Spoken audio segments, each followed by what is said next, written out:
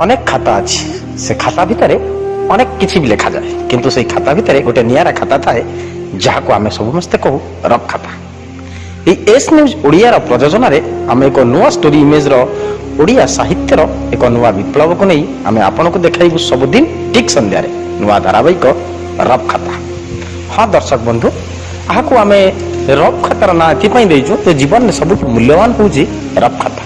कहीं या रफ तो कही पारती किंतु प्रकृत में से खाता जे केते महान आम जीवन में आमर नुआ धारावाहिक रफ खाता देखिले आपण माने जानि परिबे। याको संयोजना करिसेंती अध्यापक प्रफुल्ल साहू आउ एतरे सह संपादिका अछंती प्रगति भूया आउ प्रयोजक प्रसन्न कुमार दास। एस न्यूज ओडिया रो नुआ प्रयास कवि लेखक और गाल्पिक को नहीं आपण माने देखिबा को जमा भूलिबेनी। आमर स्टोरी इमेज रो ना होउची रफ खाता। नमस्कार दर्शक बंधु शुभ संध्या। रफ खातार संज नईला परफर्द को आपण मानक स्वागत। अतुलनीय आम ए देशर संस्कृति कारण ए संस्कृति आज नुहे हजार हजार वर्ष तले बहु ज्ञानी गुणी मुनि ऋषि तथा सिद्ध पुरुष मानक द्वारा ही आम ए संस्कृतिर सृष्टि। दर्शक बंधु पंचतत्व को नहीं ए विशाल ब्रह्मांड को सृष्टि करिसेंती ईश्वर आ से पंचतत्व को नहीं मध्य मानव शरीर सृष्टि। शरीर रे प्राण थिबा पर्यंत शरीर जत्न नेबा अनिर्वाज्य। उत्तम स्वास्थ्य पाइबा को हेले संयम योग प्राणायाम इत्यादि नियमित करिबा उचित। ए सब कथा को नहीं आमर ए कार्यक्रम आज फर्दर अछंती डॉक्टर प्राचीभूषण त्रिपाठी चुप रिहर्सल चली ए क्रम अध्यापक सुकांत राउत निर्देशित रेवती गल्प श्यामापद चटर्जी कवयत्री शुभश्री राउत एवं नंदोत्सव प्रसंग को नहीं कवयत्री गीतांजलि पंडा। नमस्कार दर्शक बंधु स्टोरी इमेज रफ खातार नुआ फर्द संजनाइला पर को आपण मानक स्वागत। आत्मा को परमात्मा का सह जोड़िबा हेउची जोग। पुणी कहा जाइछि जोग कर्मसु कौशलम। कर्मयोगी माने ज्ञानर निष्ठा प्रतिपादित करी धर्म अर्थ काम मुख्य साधना करिथांती। तेबे कर्म हेउ कि ज्ञान जोग एक साधना। यह सिद्धि हेबा मात्रे मनुष्य सब क्षेत्र में विजयी होइताए। तेबे आम प्राचीन ओडिया साहित्य रे जोग संपर्क रे कोन कहाइछि आसंत सुनिबा डॉक्टर प्राचीभूषण त्रिपाठींकर आलोचना। दर्शक बंधु नमस्कार। आज रफ खातार पर्दरे एक कथा कहवा जोगतत्व प्रसंग। जोग द्वारा मनुष्यर निजर जो देह रही देह किपरि स्वास्थ्य अवस्था ठीक रहिबो से प्रसंग मध्य वर्तमान आसूची। कोरोना विपत्ति समय वर्तमान योग एवं व्यायाम को विशेष रूपे गुरुत्व दिया। प्राचीन काल साधुसंत माने कहीं साहित्य माध्यम ए जगतत्व को प्रचार करा पिंड ब्रह्मांड साधना बोली कहुए। वैदिक कालरू ए पिंड ब्रह्मांड साधना प्रचलन होइथिला। तेज तत्व मनुष्यर अस्थि मजा और वाणी जल तत्व मूत्र रक्त प्राण परे एपरी पंचम करण शरीर विकास होता। वैदिक जुग यही साधना उपरे विशेष प्राधान्य दि जाइए किंतु सहजजानी साधक माने यदि चर्चा पदार्थ देखा यही साधना उपरे विशेष गुरुत्व दे ब्रह्मांड को निज पिंड भितर रही वर्णना कर। शास्त्र मतरे शरीर समुदाय 72 नाड़ी रही यथा 72 सहस्राणी नाड़ी द्वाराणी पंजरी सुषुम्ना सांभवी शक्ति शेषस्त्वेव निरर्थका। किंतु शिव संहिता अनुसार शरीर में 35 नाड़ी थिबार कहुए। यही नाड़ी गुड़िक मध्य गोटे 3 गोटी नाड़ी रही श्रेष्ठ ताहूँ इड़ा पिंगला सुषुम्ना। बौद्ध तंत्र में यह लड़ना रसना अवधति बोली कहुए।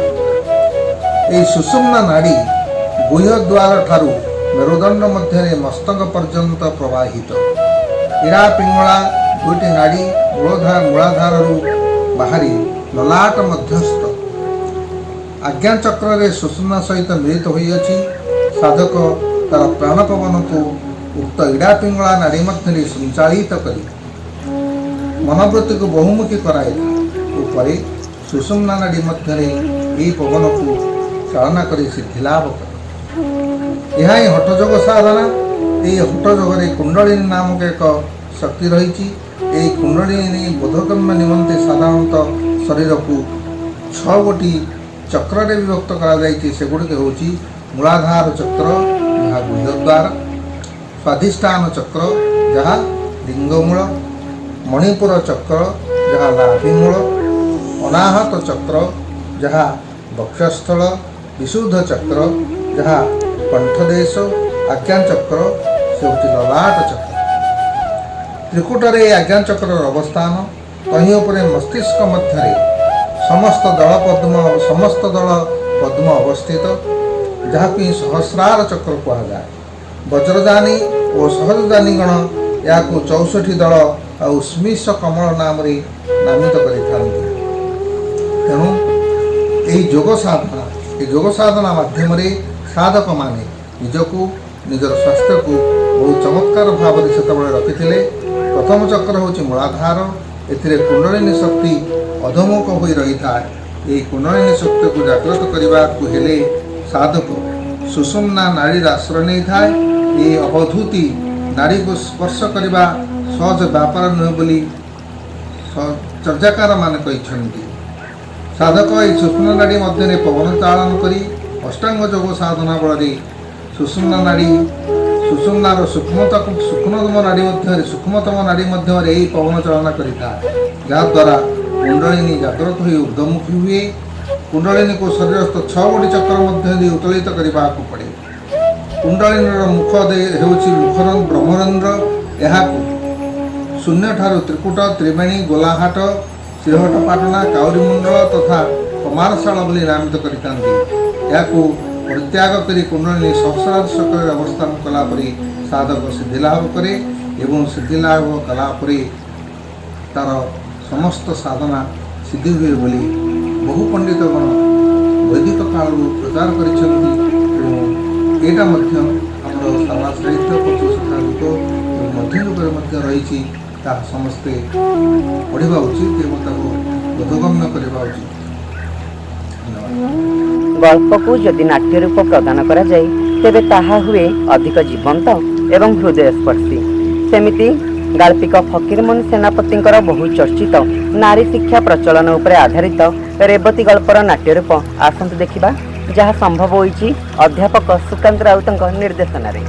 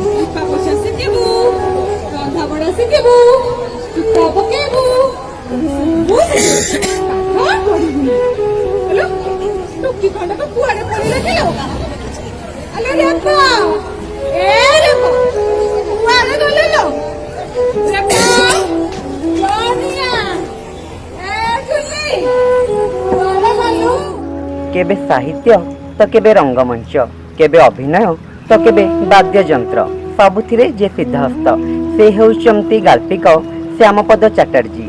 तेबे आसंते सुनिबा तांकर एक सुंदर गल्प। गल्प बुझ न बुझ पढ़ गीता। दिने संध्या बेले मो रूम भितर बसी थाए हठात मन भीतर गोटे प्रश्न उंकी मारला, मु किए मोर प्रकृत परिचयटा कौन?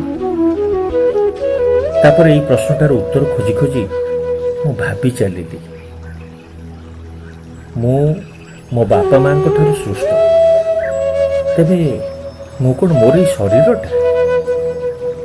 जदि मु केवल शरीर, तेबे मोर मन, मोर तो गोटे मन अच्छी ना, जो भिन्न भिन्न समय भिन्न भिन्न चिंता आसूची। तेबे मु कौन से मनटा? ना ना, मु गोटाए शरीर आ मोर गोटाए मन अच्छी। तापर हठात मोर किछि दिन तलर गोटाए कथा मने पड़ला। किछि दिन तले मो मनरे हठात गोटे चिंता आसीथिला। चिंताटा थिला, आजी दोसा खाइले केमती हंता। एई कथा भाबू भाबू मो मन मोर एई चिंताटाकू सांगे सांगे बुद्धि पाखकू पठेई देला एवं मोर बुद्धि मोर शरीर को आदेश देई कहिला, जा स्कूटरटा बाहर करी भेनोसिन साउथ इंडियन होटल को पड़ा, सेठी बढ़िया दोसा गोटाए खाई पुणी फेरी आसी।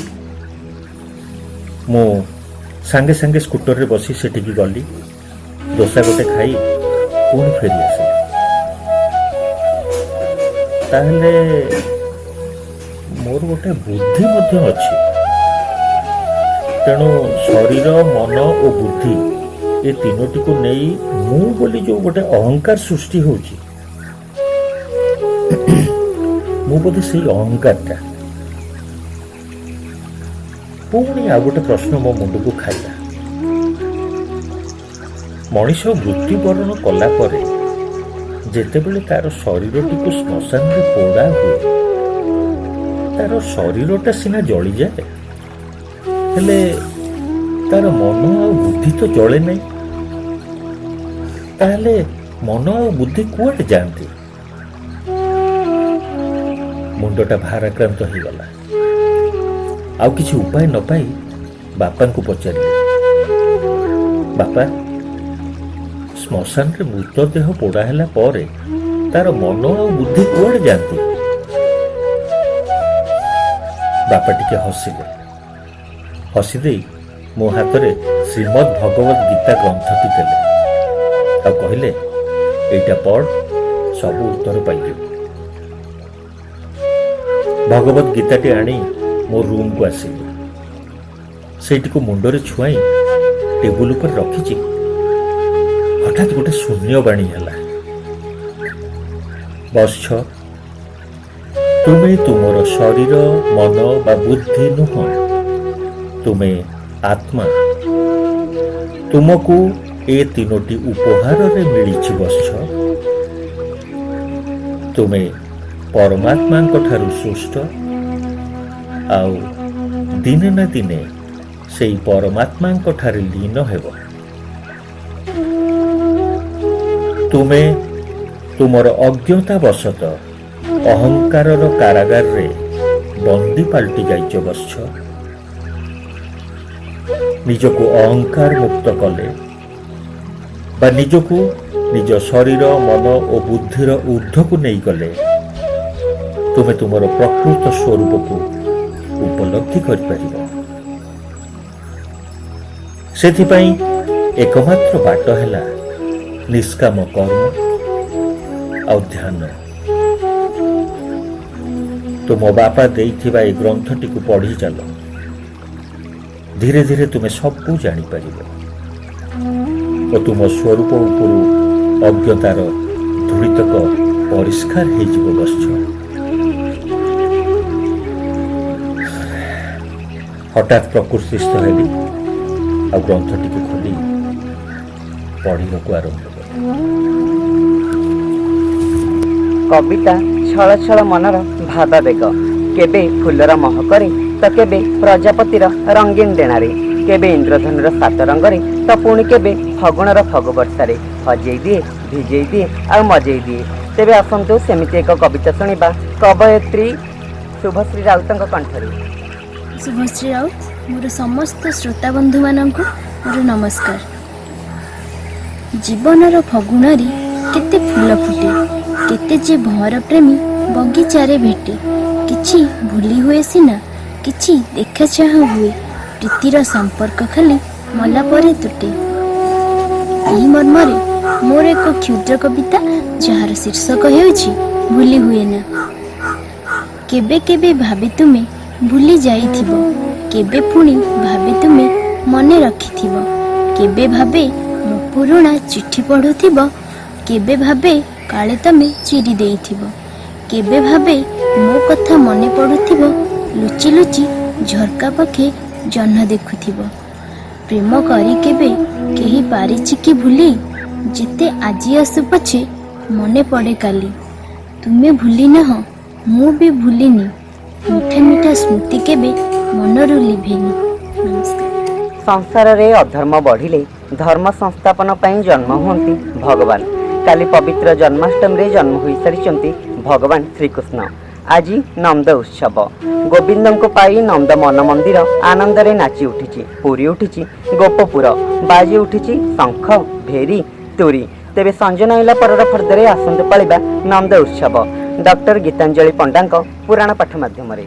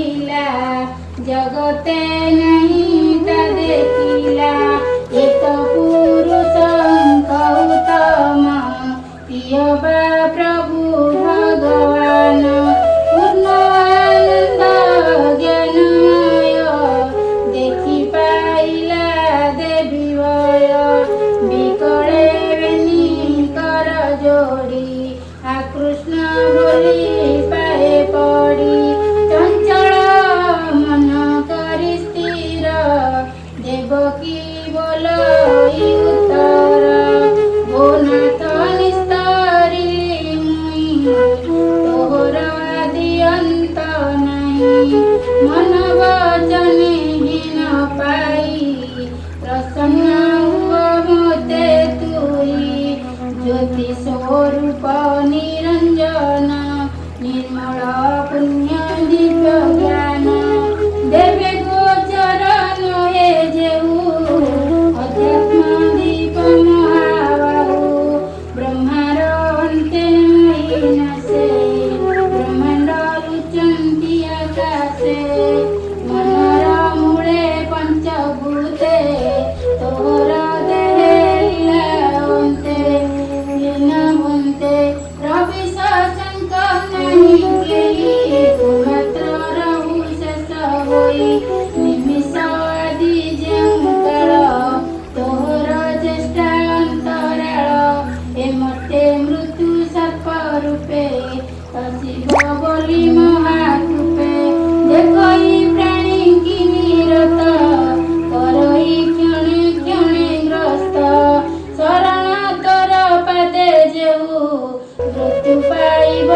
दर्शक बंधु आम कार्यक्रम आपण मानक केमिति लागुची निश्चय जणाइबे।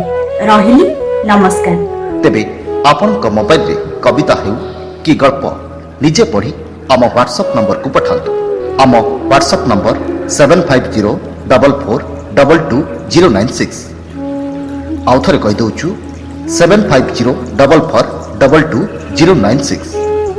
आम जोगाजोग नंबर 9337286723। रफ खाता